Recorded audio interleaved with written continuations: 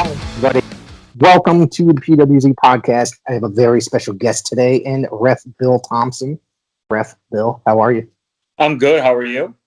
Great. I'm very glad to have you here. First off, you know, I just want to ask you. You are probably one of the, I'd say, busiest referees in the Northeast. Wouldn't you say? Yeah, yeah. Before Sure. COVID, yeah. Yeah. Before COVID, yeah. I mean, I've seen you pop up at a lot of places. Especially prior to COVID, you were working everywhere, and then obviously very limited schedule for the last year. But since then, I've seen you come up a lot of places. So I want to ask you, how did you actually get into professional wrestling? It's kind of an interesting story, or I think it's interesting. You might fall asleep at this point.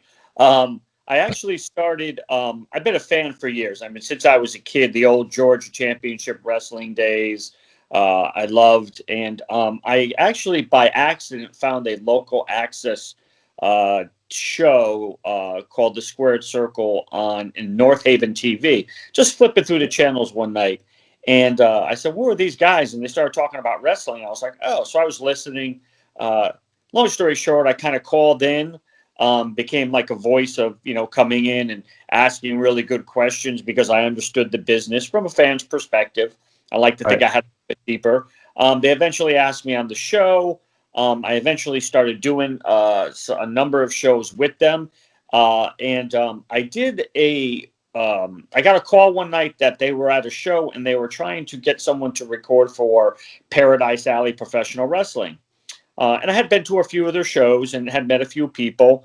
I said, yeah, sure, I'll go. It was 20 minutes from my house tops where the event was. Went there, set up recording, did what I normally do. Anything I could do to help was fine. And Mario Mancini, who was one of the owners, was talking, and I thought he was talking to somebody else. And he said, "Hey, Bill, I think I'm talking to you." So I went over and I said, "What's going on?" We were just talking about wrestling. I was asking him a ton of questions, and he goes, "You'd be a good referee." And I said, "Really?" He says, "Yeah." He goes, "We could put you in a bow tie and a old school shirt." And he says, "You should come down to the school." And was doing some things with them to help out. So I went down one night and met Paul Roma, and he promptly said, "What are you standing there for? If you want to be a referee, you got to get in the ring." I got in there. Literally, my knees were knocking like crazy, because I was like, "Oh my God, Paul Roma!" He yelled Right. at me. So I'm in there. I was in there 15, 20 minutes, and he said, "What do you think?" I says, "Oh yeah." I says, "Yeah, yeah," and I was hooked. I mean, I was hooked before. I was hooked as soon as I walked into the building. And I started my referee training with Mario Mancini on a Monday night. Actually, El Ref, who I know you are familiar with, Yep. um, we went in together.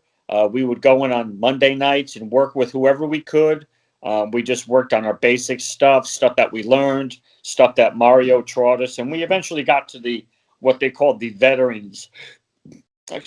veterans class on a Wednesday night, which was a whole nother ball game because you're in the ring with these guys, from Richard Holiday, uh, Matthias, the Paradise Alley Professional Wrestling champion, Showtime Marcel Williams, HOP, and you're oh my God, you're just working with these guys, and it kind of went on for there. We trained for probably I would say give or take about 6 months. We lugged rings back and forth. We became very good at, which is a forgotten craft as part of being a referee, is learning how to put the ring together and take the ring apart.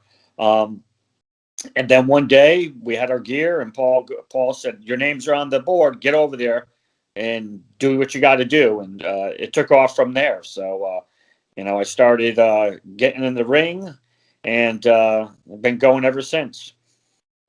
What was the training like? I know professional wrestling as an actual wrestler, it's extremely hard. I mean, I've never done it, but from what I've heard, I've interviewed quite a few people. As a referee, isn't any different, harder or less hard? Um, it, Clearly we're not taking all the physical bumps in Right. the are, but it's really kind of you're not taking that. Some of the matches are 15, 20 minutes, could be 30 minutes, Right. could be an hour. But as a referee, you're out there maybe in some cases the entire show.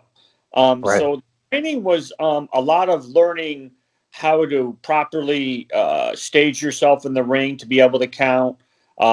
As easy or as hard as it looks to actually count, there is a science to doing it without Right. either dislocating your wrist or breaking your forearm. We learned how to exit the ring if we get knocked out of the ring. There was a couple Saturdays, all we did was learn how we got knocked off the top rope, thrown over the top rope, thrown through the middle rope, thrown through the bottom, back to the top. I can tell you that El Ref and I had rope burns up and down parts of our body that we can't say on your podcast. And We've gotten pretty gruesome here. yeah. El Ref has we have a couple really funny stories between the both of us. But yeah, we took a lot of abuse. I mean, not abuse in a bad way, but it was like, this is what it is. Yeah. It was more that was letting you know these are the things that could happen, and this is what you have to be prepared for to be safe and to protect yourself. Right. So a lot of it was a lot of the nuances of regarding trying to make sure you're getting in there and counting people in the in the corners, your 5 counts, your 10 counts, what happens when they go outside the ring. It's all the different rules, but then you really get the basics, and then then you're going to the shows, and that's where you have your toolbox. And then when you start going into the shows, that's when you're throwing extra things in your toolbox. I mean, we were taught, I've been told I'm a very vocal referee. And that's something that was kind of like, be vocal, enunciate, because the fans in the front row can hear you, but fans in the back rows hear you. Right. So you've seen me work, I'm fairly animated so that the fans know, hey, if someone's getting their hair pulled, I'm yelling, get off the hair, the counts, the different things. So it was really, it was a long process. It wasn't something where I've seen some people or some schools where, and nobody in particular, but I say to referees, I'm like, how long have you been doing this? They're like, well, I trained last week and they're putting me in a match now. I'm like, oh, okay. So we were fairly prepared. And it worked out very well because I think that the longer we spent with Paul and Mario, Paul Perez, who's one of the co-owners, Big Steve Tracy, they wanted us to look professional. They talked about making sure you had your black shoes and you had your black pants and you had your zebra shirt and you looked professional in the ring and you looked clean and you looked good. But the thing is like, putting together that whole package of being a professional, showing up, doing the things you need to do. And when people talk about you, hey, this guy's a professional. This is what they do. And honestly, the training never really stops. I mean, you're learning show, you're learning, there's so many different situations. You're learning how not to get hurt. You're learning what to do in the event that somebody gets hurt in the ring. That's something that I pride myself on. I'm always, you've seen some of these hits these guys take. It's like you don't see referees really move. I'm very, very attuned to that. Looks really bad. If I think it looks bad, it could be worse, and checking on people. Right. It's just part of the process. It's really never ending, but you get the basics and then you move on from there. I've seen you pay very close attention to certain guys, like if they took a certain bump, such as guys like Flash Baller, who's gone off the rope into the floor. Like you're very attentive to saying, "Hey, you're okay." Yeah. Move, yada yada, stuff like that. I'm speaking verbatim, but that's always a good thing because it's like I worry about guys like that, and that's just very important as part of being like a referee. Make sure that these guys are okay on top of being able to compete as well. Yeah, it's one of those things. I think it's a thing where it's better to be safe than sorry. Like I had an occasion where I didn't check on somebody right away. I got distracted and I went out there and I'm like, I said, "You okay?" They're like, "Nope." And I'm like, "Oh." By that time, the person had already started to grab them, and I basically kind of leaned on them and said, "Hey, this guy's hurt." And then the match was what the match was, but it was like, this person's hurt. give me a second. And I learned that you have to, it's like a boxing match or an MMA match. It's like something, hey, give me a second. Are you good? They're like, yeah. And the individual happened to get hit in the throat. And I was just like, back off. And I'm getting a little bit of the business from, the other competitor. And I'm like, back off. I'm like, are you good to go? And they're like, yeah. I said, okay. I said, let's go. Let's finish the match. So. What was it like your first match out there after, getting into the ring? Were you nervous in front of like a group of people?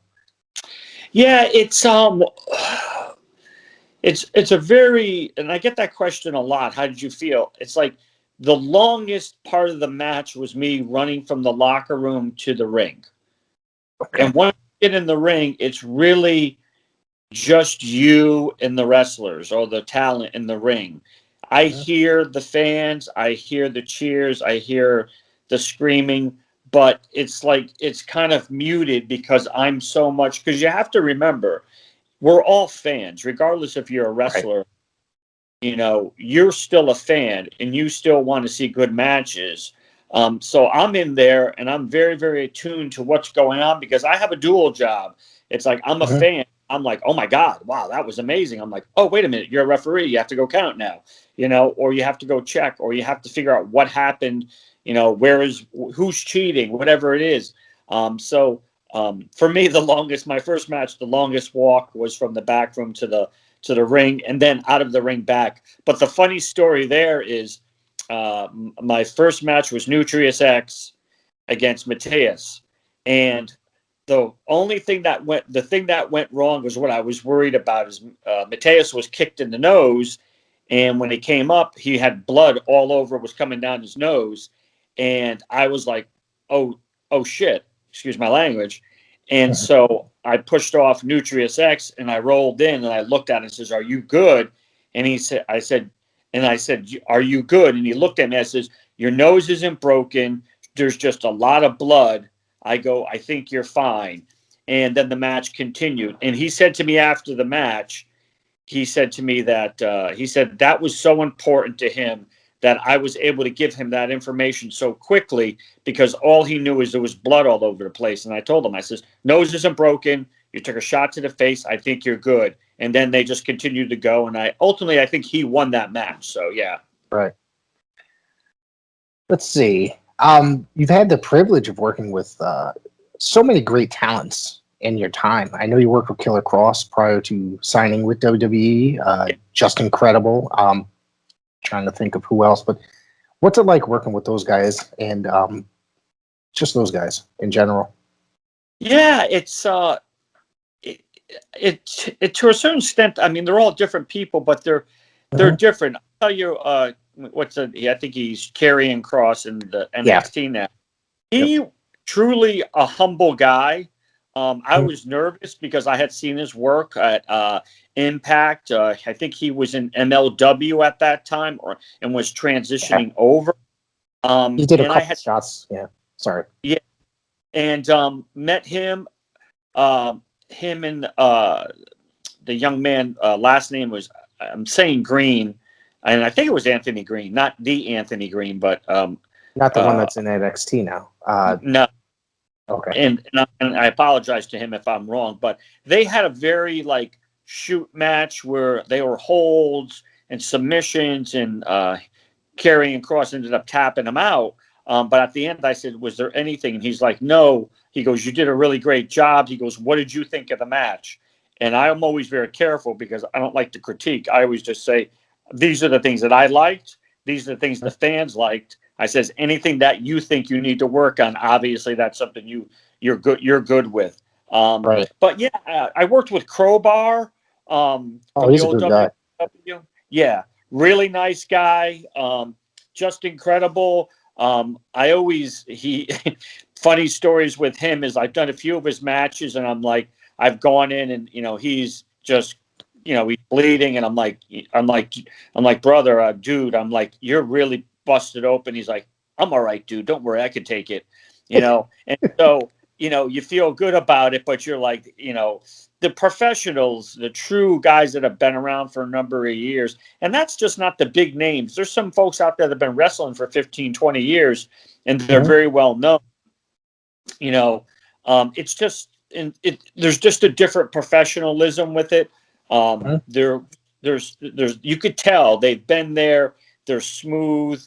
There are things that they are like, hey, this is what we're going to do. They try to keep it in some way, shape, or form simple. They want to make sure that there's a good match, that they're both competitive. And I've had relatively good experiences. I just did Blitzkrieg Pro last week, and I was in the ring with Max Caster from AEW, VSK from Creator Pro Champion, and then Brian Myers, formerly known as Kurt Hawkins in the WWE. I did their match, and they were all very happy. For full disclosure, I did sustain an injury, so I was hurt during that match, midway through the card, and basically did from the middle part of the match to the very end in severe pain. So yeah, and they were complimentary, and I'm like, okay, cool. You were able to recover. Yes, as I could. Yeah. Yes. I've seen you take quite a few bumps. You got speared, I think, once. I'm trying to remember. That was somewhat recently. Chris Battle in the Battle Academy out of Paradise Alley. What do you think of that angle that's going on? Because literally right now, I think that's my favorite thing that's going on in Paradise Alley is the whole Battle Academy versus the Miracle Generation. It's been a great series, and the talents. I mean, I know the Battle Academy guys are all the kids coming up, correct? The students, I believe, and the guys, the Haven, all those guys, Miracle Generation guys have been there a little while and put on some incredible matches. But I just think the storyline and the way it's unfolding is it's really great wrestling storyline. Yeah, it's a tremendous book. The interesting thing is that Flash Waller, I did his first match. Kylon Kings, I did his first match. The Haven, I think I did their first and/or second match. Couple of the kids from Battle Academy, I did their first match. And I think the whole booking of it with regards to the experience and talent level of Chris Battle, and the whole thing, it's got that, it gives me that old style, like, Mid-Atlantic, Memphis kind of feel about it, where, you're all of a sudden you're getting these pieces coming in, and then it just kind of blows up into a big thing. So yeah, it's definitely, a hot rivalry. I honestly, I think that's just the way it's going, I think that's going to be continuing for a while. So I was there the evening that the Battle Academy troop, I guess, group came from the crowd while you were knocked down and gave Flash the nut shot. And I literally, I was like, oh my God, that's so awesome. Like, it was totally unexpected. It just kind of came out of nowhere. And it was really good. It was just really good storytelling, the whole thing. And then the last show, the match was really good too. Yeah. So it's just been something that I've been really looking forward to as part of that entire series. Paradise Alley. Paradise Alley is it's probably the number one promotion that I attend shows of, and that's pretty much your home promotion, correct? Yeah, that's my that's my Northern Star. Although I'd say my daughter's my North Star all the time, but that's my home. They have first preference on any kind of any card that comes up. If anybody else, unless there's some major thing where I've planned that well in advance, they are the place that I work. That's my consistent place to work. So there's worked several other organizations in the North and Northeast. I know I've seen you at what's that, American Coliseum? Is that what it was called? Yeah. That's Oh, that's right. I remember that when you came down to the American Coliseum Wrestling with Kevin Apollo. Right. I think it's like New York, New Jersey kind of area, but great guy. Good promotion. I think it's very hard for him to book in that area.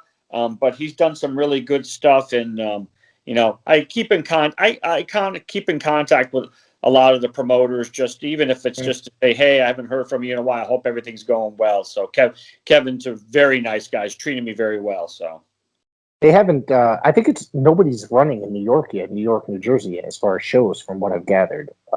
I think that's supposed to be opening up this summer. the only thing I've seen is Battle Club Pro. Okay. But I'm not sure. I got to look. They may not be running out of New York. They may be running out of just over the line into Jersey. Okay. I've worked for them. I worked for them once. And I always have to pronounce Giacomo. I think it's Morales. I kind of keep in contact with him every once in a while. During COVID, I tried to really just say, hey, just checking in, seeing how your families are doing. Right. If anything bad, I was like, what could I do to help you out? So, there's a lot of good stuff out there. I get around. I do get around. Yeah, I know I've seen you've been on Test of Strength shows, and then I'm trying to remember, but you recently made your Northeast Wrestling debut on their TV show Studio Wars. So yes. How did that come about, and what was that experience like? That was, as I'm smiling, as I'm saying, that was really something that kind of came out of, kind of not out of nowhere, but it did. I was kind of made reference to, and someone's like, hey, you might be getting a phone call from somebody. And the thing is, I've worked with so many people who have done stuff with them, and kind of backtracked a little bit. I actually went and did the Bethany show probably maybe a year and a half ago. I went and I worked the ring crew there. Went up there just to help out, just to talk to people, get to see people I know. It's because it's fun, because there's a lot of people that you work with, but just because you go to a wrestling show doesn't mean that everybody's wrestling. People just show up, wrestlers, just to hang out, and they travel together. And I ended up helping out with the ring. I ended up staying later, cleaning up, doing everything else. And I had a couple of people say, hey, we really appreciate everything. I did some other stuff for them, and I was invited, was reached out. It's like Mike Lombardi basically reached out to me and said, hey, we're doing some Studio Wars. Would you be interested in coming? And I said, I could be there now if you need me. And he said, we don't need, I think he said something like, laughed, but he was like, this is the date, this is the time. I went up there. I try to pride myself on getting to the venues early. I did some things to help out, clean up, set up, and then I got invited back again, and I got invited back to another event. So, it was one of those things where it's, it was a nice thing, and I'm just very happy and grateful for the fact that I got invited and that I've been able to work the shows, whatever capacity it is. I got to meet, Matt Taven. Matt Taven had, I had met him before, but he knew who I was, but I was up there and he's like, oh, you did a great job. He's patting me on the back, and I'm just like, oh my God, Matt Taven's patting me on the back, and it's like, but it's a nice feeling when people of a certain level will say, hey, you have a good work ethic, we appreciate what you do, you're a really hard worker, so you're doing the right thing. And that's what I was telling referees. I'm like, don't limit yourself, get there early, help out. You should be willing to do everything you can to make that promotion better or elevate the level of the talent that you're working with, whether it's inside or outside the ring. So they're returning 2 live events. Do you know anything about that yet? Like, do you plan on being a part of it, or you haven't heard anything yet? I know I'm doing some work with them in the summer, and I offer my services to just help out. And then I harken back to the Denzel Washington quote: is if you hang around the barbershop long enough, you're bound to get a haircut. So if you hang around a Right. wrestling ring as a talent, as a referee, somebody's going to say eventually, get him in the ring. So Right. I found that works for me. And I tell referees, I'm like, just don't show up at 20 minutes before the show and say, hey, do you need somebody? Get there, do the ring. That's the thing is nobody likes lugging a ring around. And so if you're willing to do that, someone's going to say, you know what, they busted their butt. Let's give them a shot. So yeah, hopefully I'll hear some stuff. And if I don't, and I just work ring crew and do other things, I'm sure something good will happen. Right. I plan on.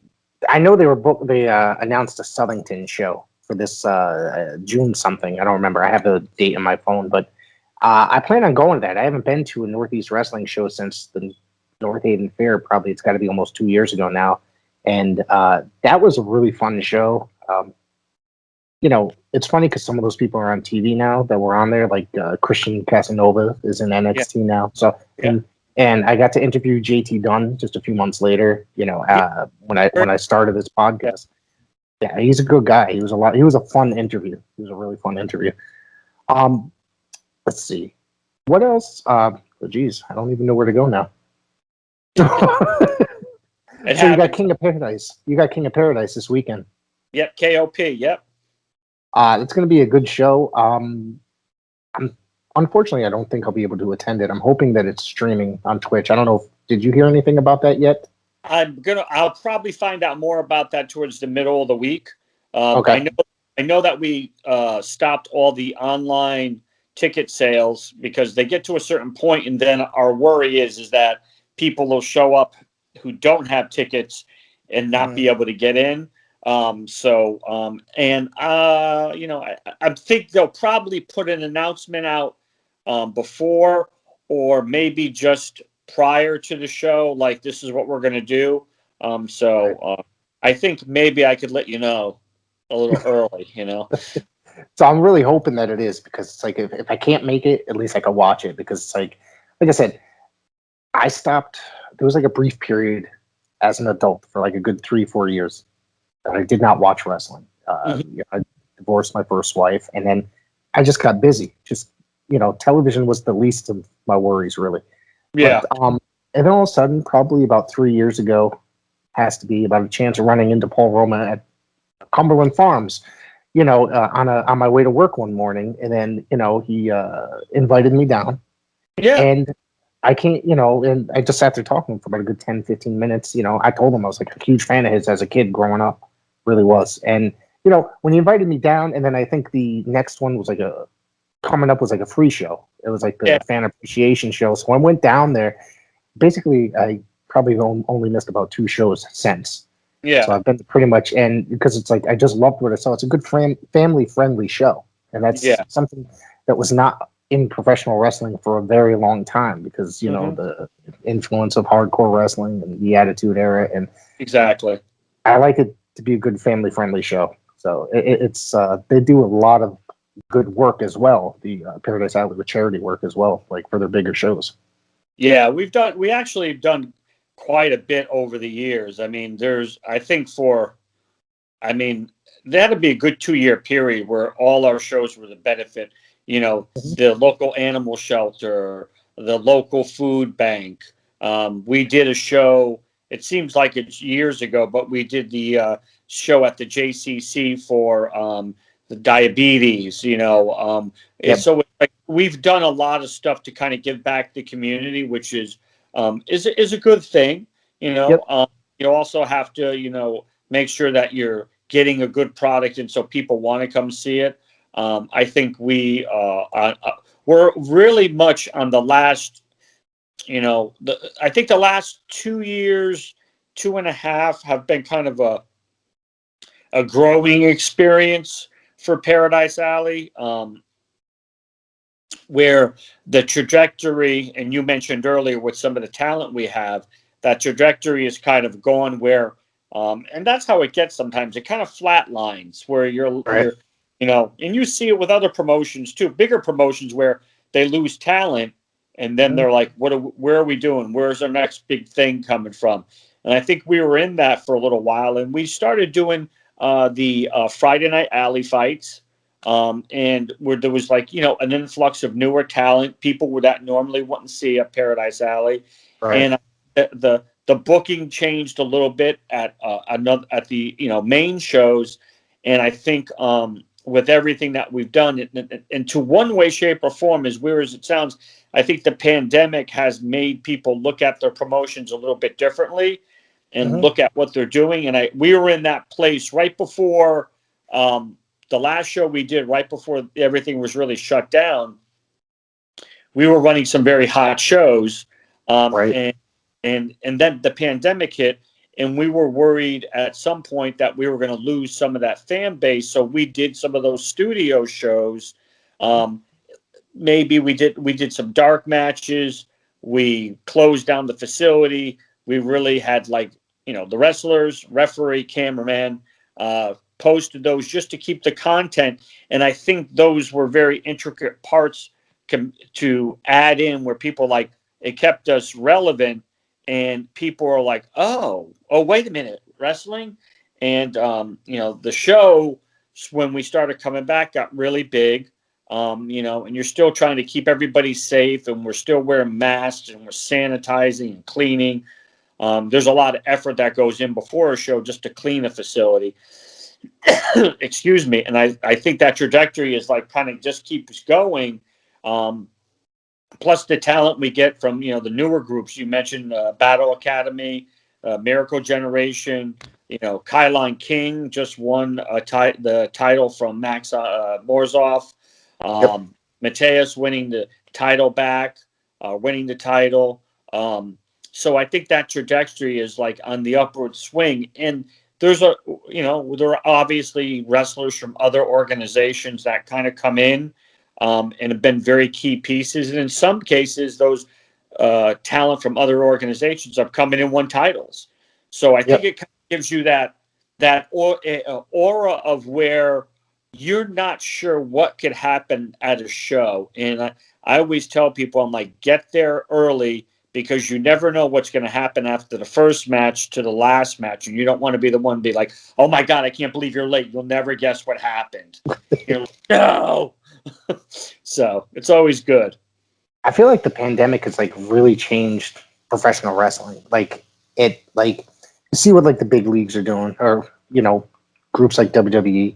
That I feel like WWE has struggled to find their niche in the during the pandemic. They tried so many different outlets to try to get something going, and now they've been doing this whole Thunderdome thing, which is whatever.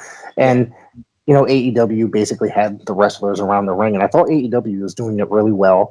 Um, but it felt like it killed indie wrestling for quite some time. But it seems like a lot of groups are opening up back up again, and you guys, you know, the social media and doing online content is very important. You guys kept doing stuff. You had a couple matches that you did, and you and Matt DeCourt did the behind the bell episodes, which I always, it's always good to keep up on stuff like that, and it's just very important to put out content to keep people, to make sure that the fans know you're still here and that you will be coming back. And you got to run 3 shows, and I think back to back to back in September, all on one day, and then in October. Yeah. So I remember one was my birthday, so I was so psyched. I was like, that's what I'm doing, Yeah. But I remember sitting there for all 3 shows. I bought tickets for all 3 shows and sat there and just had a blast. You know what I mean? It was so good.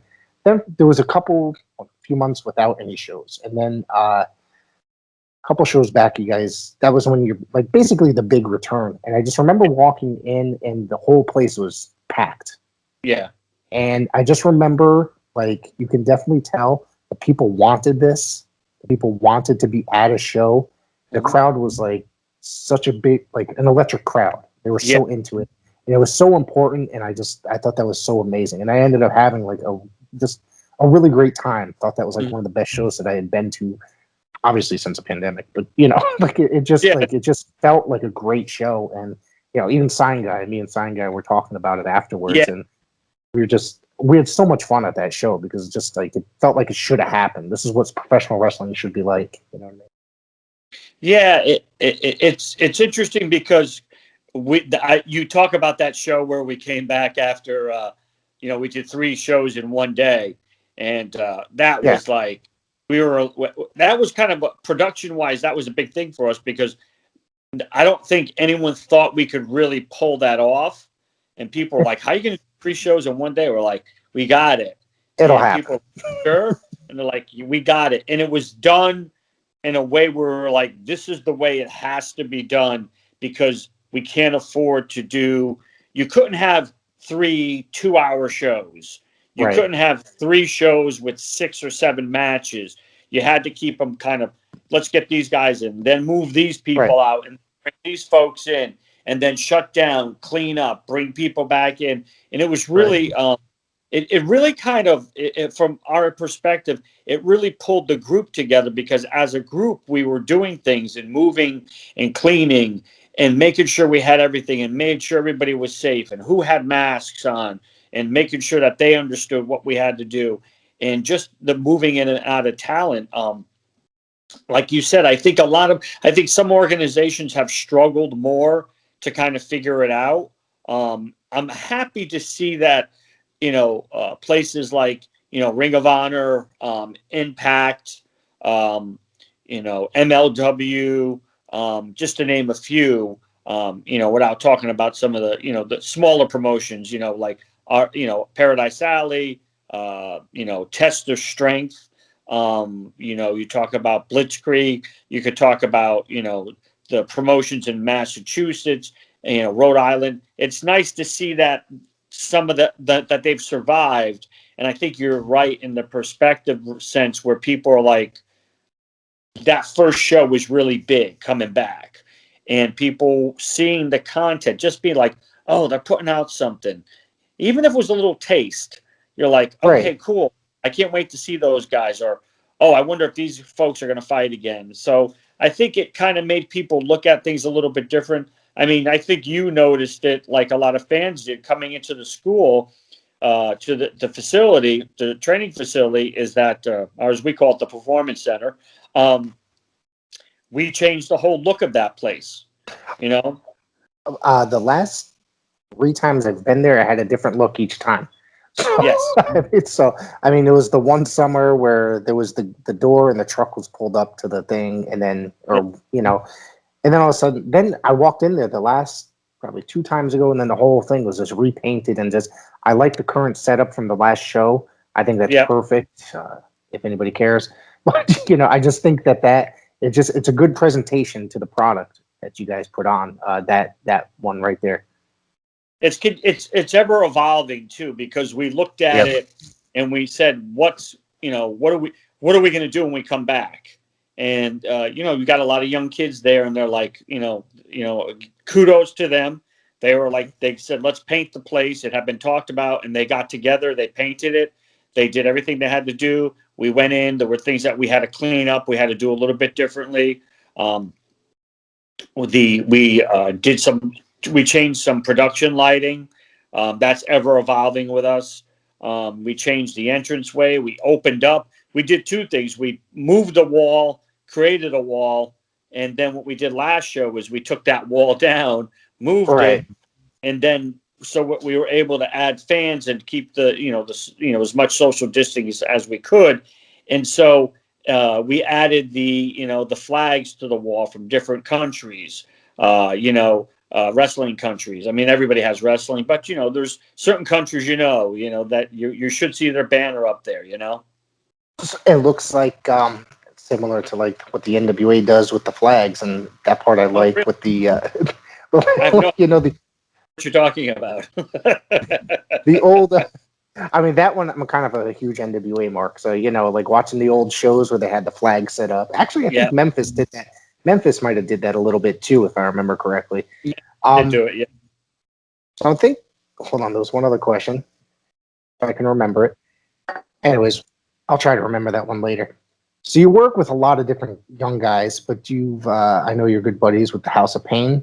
Tell me Yes. about these guys. I know you're kind of travel buddies with them somewhat, right? Yeah, they're jerks. So I hate them both. No. It's it's an interesting. If they're going to see this podcast, I'm going to get a lot of nasty things said over them. But I'll make sure they do. I This know will be you're the teaser. yeah, this will be like, Bill's talking a lot of smack over here. But so no, they yes, they are friends of mine. I readily admit that they are heels and they do some bad stuff in the ring. Um, I my job is to catch them. Their job is to get away with it. And so we do travel. And it's fun traveling. It's a different, different experience being in the car with them than it is being in the ring. It's like to their degree, they trust me to some degree. And, Right. they're like, you know what? He does his job. We're trying to cheat. We're trying to get away with stuff. If he catches us, fine. If not, you know, it is what it is. But they're actually very funny. Um, we've traveled. We have the best story we have is, as we said when we became married, is I drove them to Montreal.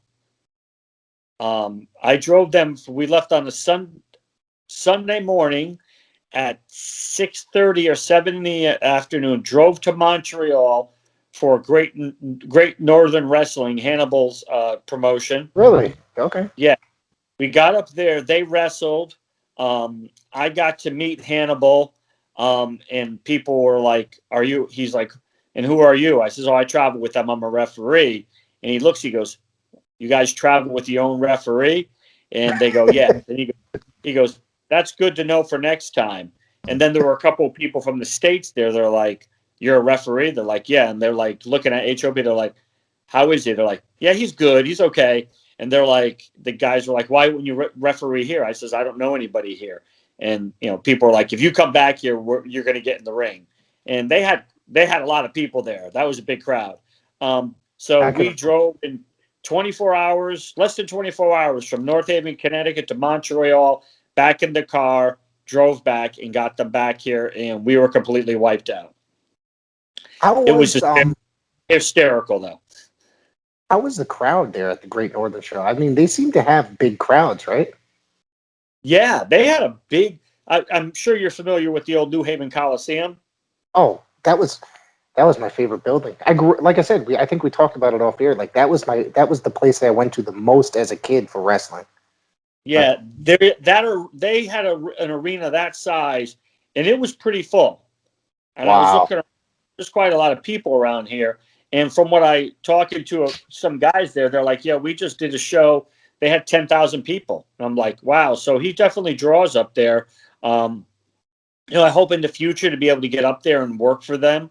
Um, that's kind of my thing now is looking at different promotions and going, I'd like to work there. How could I get in? Even if I just go work a match, fly myself in, maybe get paid, a few dollars and then head back home. But they're Yeah. HO fun to drive around with. We have different things we do, and they pick on me and I pick on them. Uh, they call me, their driver. I'm like, yeah, just give me the cap and I'll be like driving, you just call me your butler. So So you've worked with a lot of other people. But you've worked down for Brian Costello's promotion too before, right? Didn't you go down there with yes, Roma and Mario and stuff? yeah, we did we that's another great story. We left on a Friday night at 9 o'clock at night, drove Mhm. through the night all the way to Indiana, just the university there, Notre Dame. There was a baseball stadium there. Um, we drove all night, got to the hotel, slept for 2 hours, Oh my went to the God. venue. I wasn't booked, but Paul was friendly with Brian. Hmm. Mario Mancini was wrestling, and so I got to do a match there, which was a lot of fun, and I was truly blessed to be able to do it. Met Cowboy Bob Orton, Brian That's awesome. Costello. Yeah, there was just a number of people. It was just nice to be able to sit in you got Cowboy Bob Orton walking by. You're like, oh my God. But J.J. Dillon, got to meet J.J. Dillon. So did the show. We went back to the hotel, slept for 4, 5, 6 hours, got up, and then drove all the way back. It was funny because we drove back on the Sunday, which was my birthday. So I'm in the car with Paul Roma, we're sitting in the front seat. He's like, your job is to make sure I'm staying awake, that we're driving. And it was just a great experience. You're with Mario Mancini, Showtime, Marcel Williams, Zachariah Gibbs was there, just a number of people. And all it is just yelling and screaming at each other and yelling and, you're a horrible person, and them telling us stories and we're laughing, and then, you're making fun of each other. And I got yelled at profusely because of the fact is that I missed the Waffle Houses on the way there. I was going to ask that, actually. Yeah. That was my next question. Why don't you like the Waffle House? Mario Mancini made my life miserable to the Waffle House because I missed them, and I wasn't aware that I was looking for them. He just decided that I was going to pick on. So I got screamed at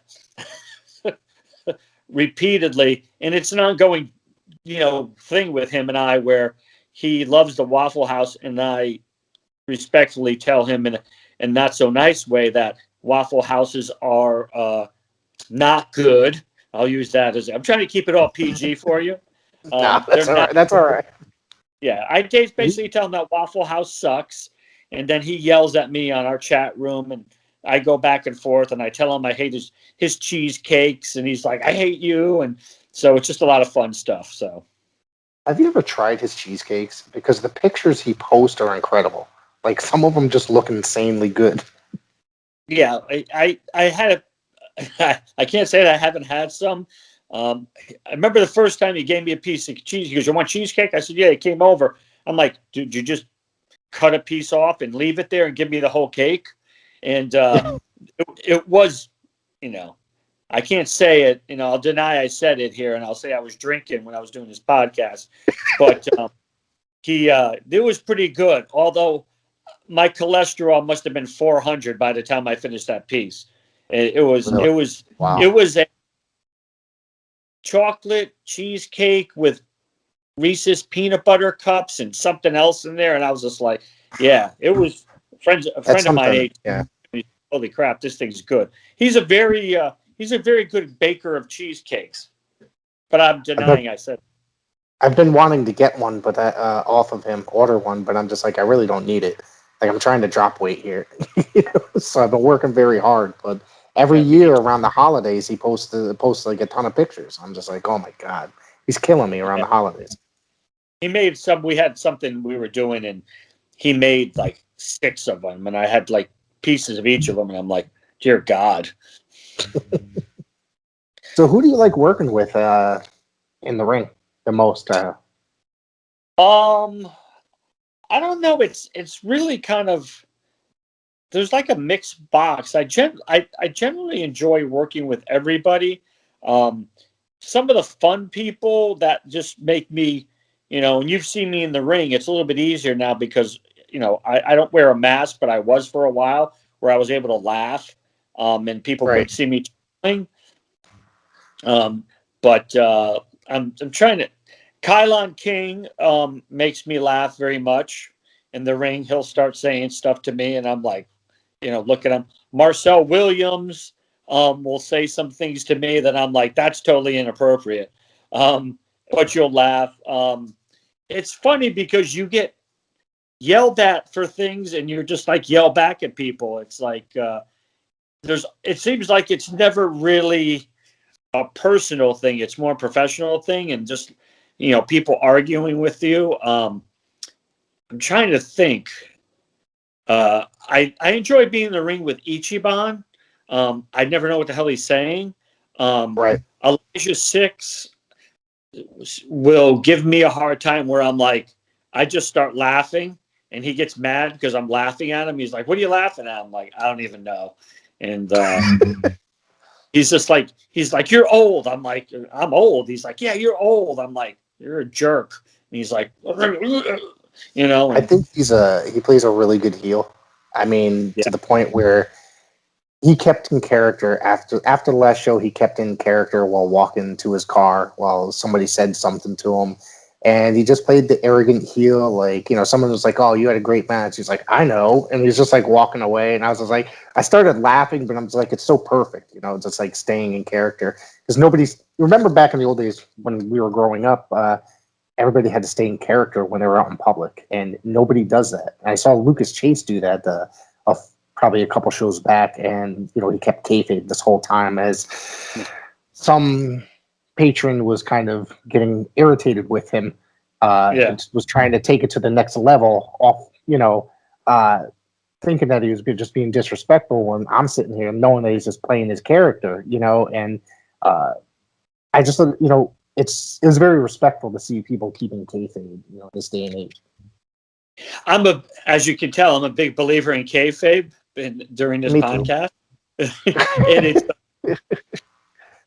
I'm very big on kayfabe, to the point where people are like, "Come on!" I'm like, "What?" And they're it's like, "A lost art." Yeah, it is. A lost art. Yeah, and the guys from HOP know that I'm big on it. There's a lot of people that Elijah Six, as bad and as mean as he is out there, there's things he does, and I'm like, oh, I wish I could do that, And he does things that you're just like, that's so horrible. I'm like, he's going to be in so much trouble when he gets home. But it's I'll tell you, I've been there when the fans have really started to push buttons, and I'm like, ooh, that's a little, you're pushing the line a little bit here, and that's where our jobs as referees come in sometimes too, is to kind of, get in there, hey, get back in the ring. It's like, hey, take it easy. Let's get back in the ring. You're supposed to be wrestling. I do the claps all the time. I'm always like doing this when I'm outside the ring because it gets people's attention. Because they're like, you trying to slap me and you just missed, but the referees, I tell everyone, I go, we're the safety valve. I says, we really are. We're the ones that really, that mediator out there. And if you're not careful, things get, you've seen it, and I've seen it. Things get out of hand, and I'm like, wow, that just went stop quickly.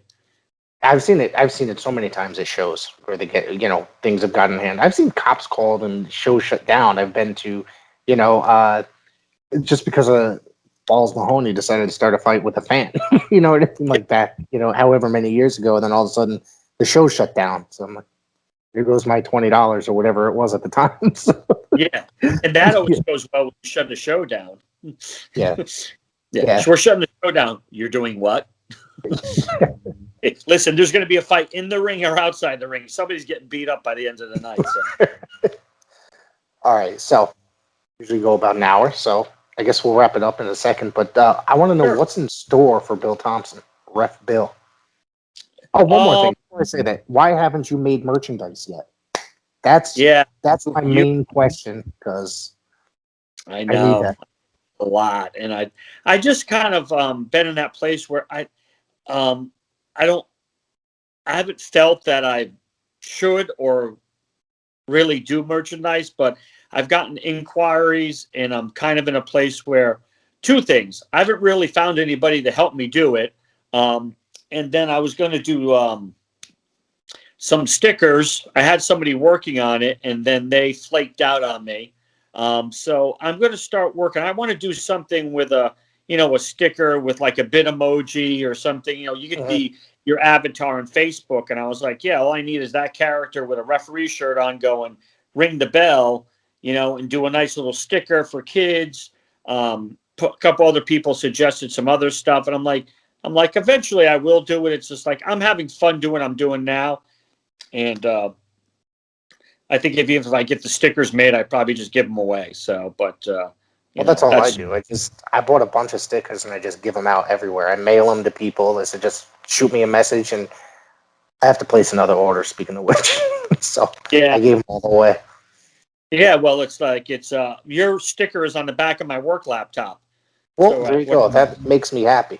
So yeah, someone who was at work was like, "Who is that?" I said, "Oh, it was a friend of mine, wrestling fan, but a friend. He also does, a podcast." And they're like, "Oh," and I said, "Yeah." I says, "Eventually, I'm going to get on the thing." I said, "I've talked to him about it." I said, "I just, you get jammed up and you." What you realize it's been like a year since we've been trying to sync our schedules. I mean, I know the pandemic. I know you started working like another job around that time period. Yeah, yeah. If I I work. remember correctly. Yeah, I work Yeah. for a shipping company. Rhymes with Amazon. Um, but for what's next for Ref Bill, listen, it's kind of again. I think I mentioned at the beginning. I've not told many people, so I'm not sure how many people listen to this podcast. So we'll see how many people know. I did sustain an injury, so I'm going to be out for about a month. Oh Um, man. yeah, so I'm healing up. But yeah, it's more this year. As I think I'm being a little bit more strategic. Okay. Um, there's places that I've talked about I wanted to work. I've actually, in some way, I've kind of already started that place where I've gotten to work, do some work for NEW, company, Blitzkrieg. Um, I want to continue to try to bring some newer referees into Paradise Alley. Um, Okay. and I also want to be able to venture out and look at. I talked to looking at it going down the Ricky Morton School of Morton, just to even hop on a plane, Right. get there, work a show, jump on a plane, head back home. So it's a lot of that stuff. It's just kind of looking at things from a different perspective where I want to be able to be, because as you said, I worked for a while. I was working sometimes Fridays, Saturdays, and Sundays, doing 25 matches over a weekend. And, Wow. that was my biggest thing was I think I did 24 or 25 matches over a total weekend. And in one day, American Coliseum Wrestling, I did like 12 or 13 matches because the other referee didn't show up and he had a stacked card. And I felt like I'd been hit by a car after that. But yeah, I was there with Big Jim Anderson, and he's like, I don't even know how you're standing. I says, I won't be tomorrow. I says, I'll just be laying in my bed, and that's how I felt. But yeah, just more getting out into some of these places that I haven't been able to get to, and just being able to work with some people and work with friends and enjoy everything. That's what it's all about. I think it's. I Right. told everyone, you're not having a good time and enjoying it. I go, then you're in the wrong place. That's very good. Good. That's the way to look at it. Speaking of Big Jim, we just had him on last Sunday, and Okay. anybody wants to go back and listen to that. And that American Coliseum, like that show that they held in the White Plains Mall, I just Yes. the way that whole thing was set up was just incredible. I really like that whole setup. And then the School of Morton, I've actually watched their shows a bunch of times. They have them streaming on the High Spots network. It's Ricky Morton's doing some good things there for his students and stuff, and doing the showcase to such. It's really fun. They're fun shows. They seem like. Yeah, I think it's a lot of I talked to is having a wrestling resume, and it's Mhm. something I keep on talking about. And because when someone says, "Well, who are your trainers?" You just take it, say, "This is the," attach it, say, "This is what I'd like to do." I'm Mhm. not looking for you to promise me the moon, the stars, and the sky. All I want is an opportunity so that I could work there and add that so I could say this is something that I wanted to do. I respect you, and just do that. And it's one of those things where even if you get an opportunity to go work, somebody that I worked with in the ring, um, a wrestler is going to work at OVW, and Oh wow. he was very excited. I says, "Oh, I got to reach out to them sometime," and he says, "You could definitely do a OVW," and he, very complimentary of the refereeing craft that I'm working on. So They're a great promotion. Obviously they've been around for a number of years. They had the affiliation with WWE and Impact at one point as well. yeah, But they're yeah. still around. They still have weekly TV. I watch it every Yeah. week, and it's still a fun promotion. I used to watch OVW all the time, and you get caught once you start working in the wrestling business. It becomes a lot harder to really watch as much. And I get home at a very late hour, so I've I heard pull this. up stuff and I watch before I go to bed. And when I get up in the morning, I get on my bike trainer, I watch stuff. So it's like you have to be very, very strategic and very dedicated to the craft. So Yeah. Yep. All right, Bill. I want to thank you very much for coming on, and I can't wait to get you on another time. And then, of course, see you in public again at an upcoming show. I know this summer is going to be pretty busy. No, I appreciate everything. Thank you so much.